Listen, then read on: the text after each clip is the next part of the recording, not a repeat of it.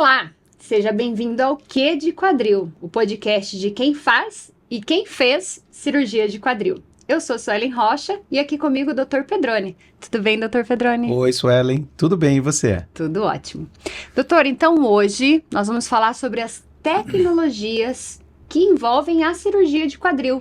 Então, tudo que tem aí de novidade, vamos bater um papo sobre tecnologia. Exato. Tem muita coisa na internet ou na net mostrando novas tecnologias que realmente tem e algumas coisas que foram se aperfeiçoando, né, dentro da cirurgia do quadril.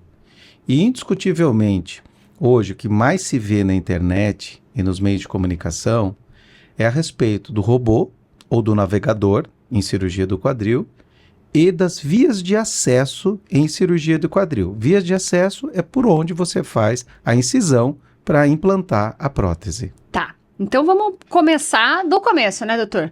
Vamos falar primeiro, então, de vias de acesso, porque é uma coisa, né, que é mais antiga, Perfeito. Desde sempre. Quando Sempre começou a cirurgia já tinha, né? Sempre teve que abrir para colocar a prótese, né? Exato, né? Não tem jeito, tem que abrir. Então, Exato. explica pra gente como é que é isso, vias de acesso, Então, como é que é isso aí? As incisões para você colocar uma prótese no quadril, ela depende da experiência do cirurgião na sua principal via de acesso.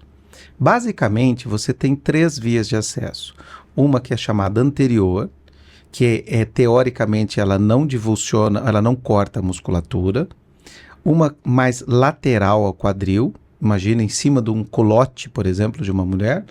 E uma posterior que fica um pouquinho mais atrás do culote. Então seria uma na frente, uma do lado e um pouquinho mais atrás, se você pegar um bumbum na região do culote. Certo. Ok? Hoje está muito em voga, ou muito na mídia, o acesso anterior, que teoricamente preserva a musculatura, que permite uma reabilitação melhor. Esse acesso ele foi descrito há muitos anos atrás por Reuter. É um cirurgião no início do século que descreveu esse acesso. Então ele não é um acesso novo. Ele já foi utilizado no passado para esse tipo de cirurgia. Porém, como não tinha os materiais que hoje tem, ele foi abandonado pelo acesso lateral e o posterior principalmente. Existem outros acessos, né? Mas o posterior e o lateral que foi mais divulgado no mundo durante esses anos todos. Agora, com a melhora dos instrumentais, que são aqueles materiais que você usa para pôr a prótese dentro do paciente, associadas às técnicas de anestesia, então facilitou o retorno desse acesso, que tem realmente uma vantagem de agredir menos a musculatura e do paciente ter uma recuperação rápida. Mas o que eu queria deixar claro para você que está me ouvindo é que o acesso posterior e o lateral também você vai andar no mesmo dia ou no outro. Depende muito da sua dor, da sua intensidade, do teu equilíbrio, da tua coordenação, do teu corpo, da obesidade ou do sedentarismo. Então, a via de acesso lateral e posterior também há essa possibilidade de você sair andando no mesmo dia e ter alta no outro. Porque hoje a mídia divulga isso. Eu faço a via anterior, você sai andando no mesmo dia e vai embora no outro.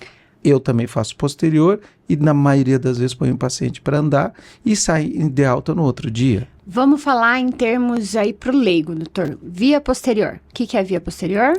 A via posterior é aquela via que você entra um pouquinho atrás do culote. Na lateral? Na lateral do quadril, um pouquinho atrás do culote. A via lateral, é bem em cima do culote. E a anterior fica na região da virilha. Então, a anterior é a da frente? A da frente. Então, é importante a gente vamos deixar pensar, claro para o paciente, deixar claro para o paciente que está nos vendo lá hoje. Então, é anterior, a à frente. É na frente, a outra é do lado e a posterior fica um pouquinho atrás do culote. Aqui para trás. Não no meio do bumbum, um pouquinho atrás do culote. O culote lateral. Então, um pouquinho mais para trás, uns 3 dedos para trás. Tá. Então, já que a gente está falando ainda de acesso, vamos falar de cicatriz. As pessoas tendem, né, a perguntar, vou ficar com uma cicatriz muito grande, mulheres, né, o biquíni e tal. Como que é isso aí? Ela é muito grande, ela é pequena, fácil cicatrização, tem chance de dar quiloide, né? Como que é? Então, como é que funciona as incisões das vias de acesso e a cicatriz? Depende, como eu falei, então, do treinamento do cirurgião. Como eu falei, então, todas as vias são boas desde que o cirurgião esteja adaptado. Apto a isso, né? Existem vantagens e desvantagens, que eu acabei de falar. Então, hoje, escolha a via de acesso? Não. O seu cirurgião, ou o cirurgião que você escolher, que tenha a facilidade ou treinamento da incisão ou da via de acesso, faça com ele. Não peça para ele fazer uma via que você quer. Então, procure outro cirurgião. E essa via de acesso também vai ser definida de acordo com o biotipo e perfil do paciente, correto? Que, respondendo a sua pergunta agora, a cicatriz. Sim. Pessoas mais magras, pessoas que não têm muita gordura localizada. A mulher tem muita gordura localizada quadril, no bumbum, né? Principalmente. Então, dependendo do tamanho do quadril, tanto a via anterior, quanto a via lateral, quanto a via posterior, você vai ter que aumentar. Então, a média de uma cirurgia de quadril é em torno de 10 a 15 centímetros. Em qualquer pessoa, em qualquer tipo de via de acesso. Mas, se você foi um pouco mais obeso, ou se for uma pessoa muito grande, né, pessoas muito altas, a via de acesso aumenta. Sim. Porque você precisa colocar bem um implante lá dentro do quadril. Então, dependendo do tamanho da pessoa, a via de acesso é um pouco maior. Certo. Dependendo do tamanho da pessoa ou do bumbum, a via de acesso é menor. E a cicatriz e a cicatrização depende também muito do paciente. Tem pacientes que a cicatriz praticamente desaparece, em outras tem a formação de queloide. Então, isso também depende de cada paciente, pós-operatório, né? Até a alimentação, né, Com doutor? certeza, com certeza. A reserva nutricional do paciente, se ele fuma, Sim. se ele tem alguma doença, diabetes, né? Tudo isso pode influenciar. Claro. Mas na grande maioria das vezes, as incisões, como eu te falei, são de 10 a 15 centímetros e esteticamente fica lá aquele local da incisão. E algumas pessoas ainda fazem uma tatuagem em cima, né, que some completamente. Facilita, né? Some completamente. Uma questão mais estética, né, doutor? Exato. Então, ok, falamos agora sobre o acesso, né? Como que a gente entra lá dentro do quadril e Perfeito. lá dentro. O que é a cirurgia em si? Porque até onde eu sei, tem uma raspagem do osso, aí coloca Explica esse processo para a pessoa conseguir visualizar, porque aí você entrou, né, teve ali o acesso, o que você vai mexer lá dentro? Então, a articulação do quadril é composta pela cabeça do fêmur e pelo osso da bacia, que nós chamamos de acetábulo, tá certo? Nessa região você tem a junta, onde você tem a cartilagem. Essa junta, essa articulação, na maioria das vezes ela pode morrer por artrose, que é o desgaste que as pessoas têm natural, como os cabelos brancos. Ela pode morrer porque você teve uma doença da infância, como eu. Sim. Ela pode morrer devido a algumas doenças associadas ao desgaste da cabeça, que nós chamamos de necrose da cabeça do fêmur. Pode ser por origem tumoral.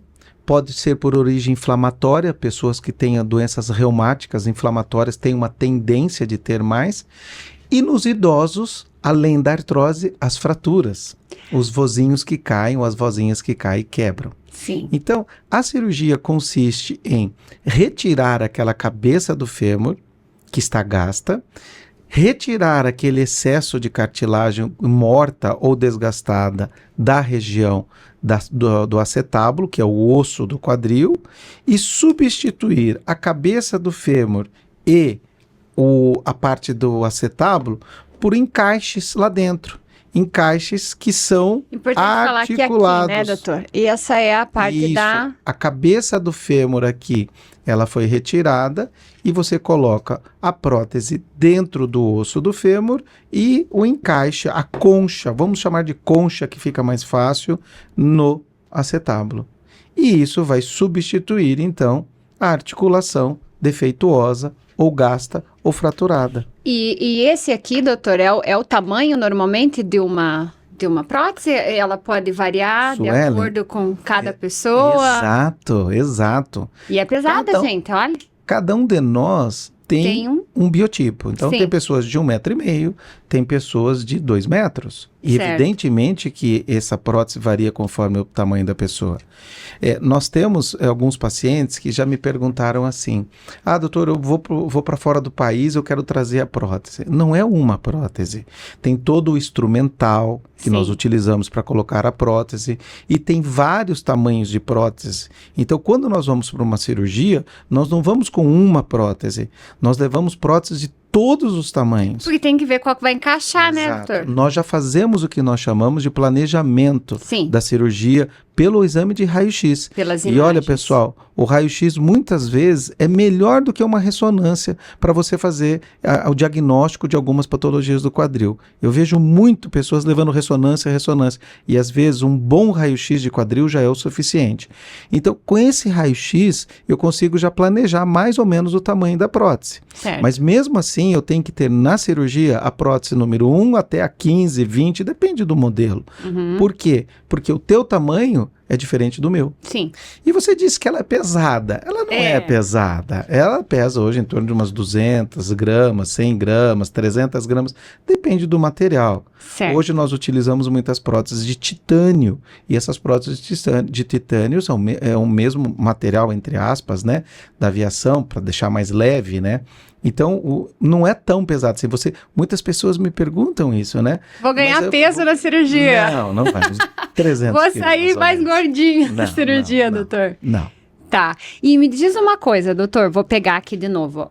Eu acho legal a gente mostrar para as pessoas, né? Então, isso aqui é a cabeça do fêmur. E pode existir a situação de ter que fazer os dois lados do quadril de uma vez só? Os dois quadris, sim. Isso. Em algumas situações, eu já fiz alguns pacientes bilateral simultâneo, nós chamamos, né? A cirurgia bilateral simultânea. São indicações específicas, sabe? Certo. Quando a pessoa tem alguma doença que acomete os dois quadris com muita limitação, muita deformidade, então nós podemos fazer os dois laterais, os dois quadris bilateral simultâneo. Mas na grande maioria, a gente opera um e depois opera o outro. Doutor, ainda falando de materiais, né? Você falou aí titânio, esse aqui é cerâmica, né? Isso. Que mais a gente tem de material disponível hoje? E qual é o mais usado? Os materiais hoje, a maioria das próteses, elas são de titânio. E é um material onde o titânio ele é poroso e o osso cresce e trava dentro da prótese. Isso hoje é o que mais está sendo utilizado. Nós chamamos de próteses não cimentadas. A prótese cimentada, ela usa uma resina, como se fosse uma resina que o dentista usa no dente, para similar, que nós chamamos de cimento ósseo.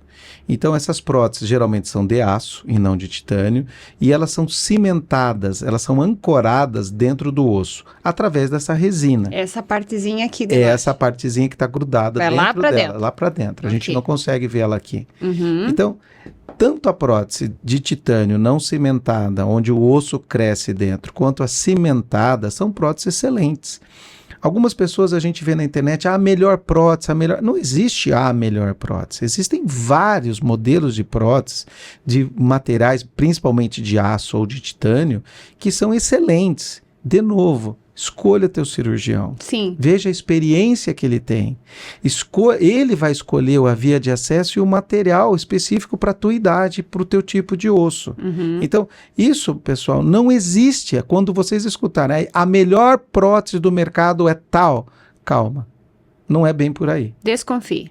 É alguma coisa. Não é uma desconfiança, é que não existe afirmação para isso. Aí nós temos um conjunto, né? A definição da via de acesso, a definição do tipo de prótese e ainda o tipo de cirurgia, né? E aí o tipo de cirurgia seria daí o material articular. Sim. O que você vai usar para fazer a articulação? Porque, como eu te falei, nós temos o implante de metal dentro do osso e o implante de metal no acetábulo, a concha. Sim. Que também pode ser cimentado. Os dois podem ser cimentados. Cimenta tanto aqui dentro quanto aqui o fêmur. Isso depende da preferência do cirurgião, da qualidade do osso, né? E do tipo de paciente. Sempre vai variar nisso. Sim. Cirurgião, osso, paciente. A articulação, o que faz dobrar o quadril, essa articulação que sofreu muita evolução nos últimos anos em relação à tecnologia. que foi a chegada dos implantes de cerâmica, que vulgarmente eles são chamados de porcelana pela população em geral. Sim. A cerâmica, ela é altamente resistente e ela tem uma durabilidade um pouco maior. Isso eu ia te perguntar, doutora, a durabilidade dessas próteses, né? 15 a 30 anos. Mas eu já tive próteses que soltaram com 5. E me pergunte por quê? Eu não sei. De novo, depende do paciente, das condições clínicas, do próprio médico. Tem vários vieses que influenciam. Mas a média pode chegar até 30 anos ou mais, Suelen. Agora depende dos cuidados do paciente, que isso a gente pode conversar em outro podcast também. Com certeza. Então, a gente vai falar do cuidado pós-cirúrgico, pré-cirúrgico, preparações. Exato. Isso só no próximo, gente. Hoje a gente fala de tecnologia. Então, o material de cerâmica, ou o material de metal, o material de polietileno, que é o plástico que eu não trouxe aqui hoje para mostrar para vocês, todos eles são indicados para cada tipo de paciente. E a habilidade do cirurgião. Qual é a habilidade do cirurgião com esse tipo de material? De novo, escolha do material, escolha do paciente e tipo do perfil biológico do paciente. Tudo isso tem que ser analisado para indicar o processo. Das tecnologias, como eu falei, a cerâmica hoje, articulando com a cerâmica, nós chamamos de par tribológico, ou par de articulação. Certo. A cerâmica com cerâmica é um par tribológico que tem um desgaste menor, indicado para pacientes mais jovens. Mas ela tem, como tudo, algumas complicações. Ela tem mais chance de quebra e ela tem mais chance também de fazer alguns barulhos. O par tribológico cerâmica com polietileno ou plástico, ele é um par tribológico que também gasta menos, tem menos chance de quebra e menos chance de barulho.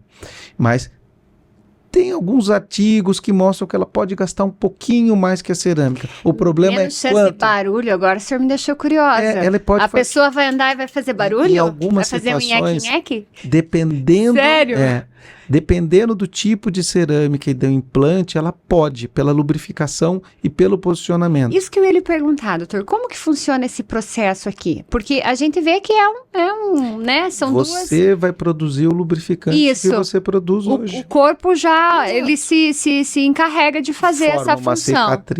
Forma uma cicatriz em volta, refaz, entre aspas, a junta, a articulação, e ela produz o líquido lubrificante igual a tua boca produz a saliva. É uma lubrificação, igual as outras juntas produzem a lubrificante. Nosso corpo humano é sensacional. É sensacional. Né, sensacional. Então ele lubrifica a cerâmica com cerâmica, mas em algumas vezes ela pode dar um barulhinho ou fazer até um rangido.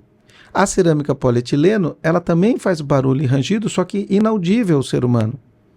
E como eu falei, existem alguns trabalhos que defendem a cerâmica e existem alguns trabalhos que defendem a cerâmica polietileno. Certo. E também tem o terceiro par tribológico, que é o metal com o polietileno, que é o plástico.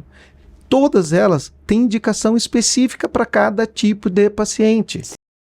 Então, de novo, gente, não existe o melhor par, não existe o melhor prótese, par tribológico de juntas, né? Existe aquele que o seu cirurgião, com a sua experiência, vai lhe mostrar e mostrar o porquê que está indicado um ou outro implante no seu quadril. Ok. Doutor, falamos sobre prótese, os materiais e que tipo de cirurgia a gente faz em relação, usando? É vídeo? Como que funciona esse processo? Explica pra gente. Boa pergunta. Muitas pessoas acham que a cirurgia de prótese é por vídeo. Sim. Não é. A cirurgia de prótese, ela tem que ser feita através de incisões, que nós já discutimos. Não tem como colocar a prótese se não abrir, né, doutor? Não tem. Sim. Então, as incisões, como a gente falou, as vias de acesso, existe agora umas tecnologias também que estão usando algumas cânulas, só que não é ainda consagrado, não tem reprodutibilidade. A medicina está sempre em evolução. Sim. Né? Então, de novo, depende da experiência de cada um. Essas cirurgias por vídeo, as videoartroscopias, elas não são indicadas para colocar prótese. Elas são indicadas em algumas situações em que você tem uma lesão desta superfície que envolve o quadril, que é o menisco, entre parênteses, o menisco do quadril. É chamada de labrum. Ele é um amortecedor da articulação do quadril. Certo. Ele ajuda a lubrificar a articulação do quadril. E algumas vezes o paciente tem uma ruptura do labrum. Ela solta do osso. Exato. Então você tem que colocá-la de volta no lugar e amarrar. E aí pode ser por vídeo. Sim. Porque aí é um conserto. Exato. Ou ele tem o que nós chamamos do impacto fêmuro-acetabular, que é uma alteração mecânica do quadril. Então, isso também a gente pode fazer por vídeo, que a gente vai conversar com certeza num outro momento. Com certeza. Que a gente vai falar exatamente sobre o impacto femoroacetabular, as lesões labrais e outras causas de patologias ou de alterações mecânicas no quadril que podem ser feitas por vídeo. Certo. Agora, os implantes, as próteses, elas são feitas por via aberta, utilizando alguns recursos que está saindo agora de modernidade e as vias tradicionais. E pelas 3 vias de acesso. Exato. Certo? Para finalizar, doutor, porque senão a gente vai falando, porque é muito curioso ficar olhando esse negócio e pensar que fica dentro da gente isso daí. Vamos falar um pouquinho sobre robô e navegador. Qual que é essa novidade aí? Exatamente o que eu te falei, as novidades que estão chegando aqui, né? O robô, muitas vezes, as pessoas entendem como sendo ele que vai operar. Não. Quem opera é o cirurgião. O robô, Suelen, ele é uma tecnologia que veio para aperfeiçoar ainda mais o implante, a colocação das próteses no paciente. Precisão. Ele refina a colocação. As próteses, cada quadril tem uma posição. Algumas pessoas que têm um bumbum mais empinado, mais lordose, que nós chamamos, ou uma anteversão pélvica, muda a posição da junta do quadril. Então, isso pode influenciar na colocação dos implantes, na bacia, a concha e no fêmur. Certo. O robô, ele é um braço mecânico. Então, quem faz a incisão, dependendo do tipo, anterior, posterior, lateral, né? É o médico. Quem expõe é o médico. Quem prepara tudo é o médico. Aí, neste ponto, é que chega o braço robótico. Aí é posicionado. E é o médico que pega o braço robótico e começa a fazer o preparo de raspagem do osso para implantar a prótese. Só que esse braço, ele já tem calculado, através dos exames que você faz, exatamente a posição. Quanto que tem que raspar. Exato. Entendi. Então, ele não deixa você mudar a posição e nem colocar muito no fundo e nem muito fora. Entendeu? Que às vezes esses detalhes milimétricos ou de posicionamento que você a olho nu não percebe, o robô te dá esta precisão. Exatamente. Então, esta é uma tecnologia que está vindo cada vez mais forte. Sim. Ela vai realmente apurar ou refinar essa colocação, mas não é o robô que opera. Quem opera é o cirurgião. O robô, ele é uma ferramenta que o cirurgião utiliza para precisão dos implantes. Certo. Entendeu, Suelen? Isso tem que ficar claro, porque muita gente acha que é o robô que vai te operar, você não vai pôr a mão. Não, é o cirurgião que opera.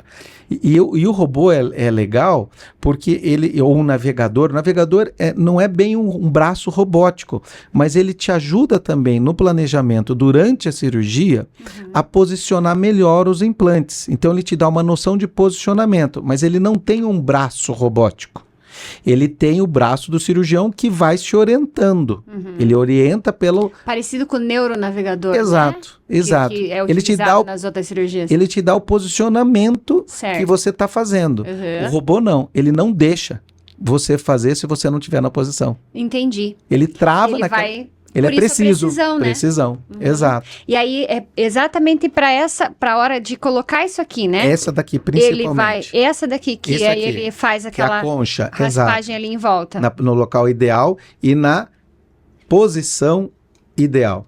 Entendeu? Perfeito. E ele também ajuda na dismetria. O que é dismetria? Pois é, o que é dismetria? O tamanho das pernas. O tamanho do quê? Das pernas. Das pernas. Porque às vezes coisa você pode ficar com uma pequena discrepância de uma perna em relação à outra. Entendi. E isso muitas vezes acontece não por um erro. Eu não vou dizer que não exista. Sim. Tá? Mas existe algumas situações em que você precisa tensionar a musculatura e com isso você precisa às vezes alongar um pouquinho a perna. Na grande maioria das pessoas nós temos hoje uma diferença de até 1,5 centímetro que a coluna compensa. Sim. Mas em algumas situações que não compensa ou passa disso, é uma situação que desconforto para o paciente. Sim. Entendeu? Sim. E nesses casos o robô vai ajudar muito. Porque ele pela precisão. Pela precisão, né? exato. Para não acontecer mais a situação. Exato, exatamente. Entendi. Doutor, como é interessante, né, esse meio. Nossa, tanta coisa. Eu fico imaginando isso aí dentro da pessoa. Ah, você tá aqui comigo, você tem um desse aí dentro. É isso que eu ia falar. Você está conversando com quem fez e quem faz cirurgia do quadril. Muito legal. Doutor, vamos terminando aqui por hoje a parte de tecnologias, porque senão a gente vai se alongar um monte, né? Já falei que a gente adora conversar. E no próximo episódio vamos falar um pouquinho mais, então, em relação a pós-operatório, aí o que o paciente pode esperar em relação a até essas simetrias, né? Porque a gente não é simétrico, né, doutor? Não, é importante não falar, somos. não somos simétricos. Não somos. Um lado é diferente do outro. E aí tem, né, estética, harmonização, aquela coisa toda, né, cada vez mais. Mas não somos simétricos e a cirurgia mostra pra gente que às vezes um milímetrozinho, alguma coisinha, não vai mudar a qualidade de vida, Não. né, do paciente e tudo mais. Com certeza não. Então, doutor, muito obrigada pelo nosso episódio de hoje. Foi um prazer conversar com você novamente. Eu que agradeço, Suelen, a oportunidade de estar aqui mostrando para você um pouco da minha experiência e daquilo que eu aprendi nos meus anos de cirurgia do quadril. Como eu falei, nem tudo são verdades. A gente está aqui para ajudar para vocês entenderem todas as tecnologias e todas as novidades que a gente tem hoje na cirurgia do quadril. Vamos desmistificar, né, muitas coisas da cirurgia do quadril nesse podcast. Tem muita coisa boa vindo por aí, né, doutor? Com certeza. Então tá joia. Nós ficamos por aqui nesse episódio, nos vemos no próximo. E se você gostou desse conteúdo, já deixa a sua curtida, compartilha com quem gostaria, com quem você acha que essa informação deve ser importante. E até o próximo.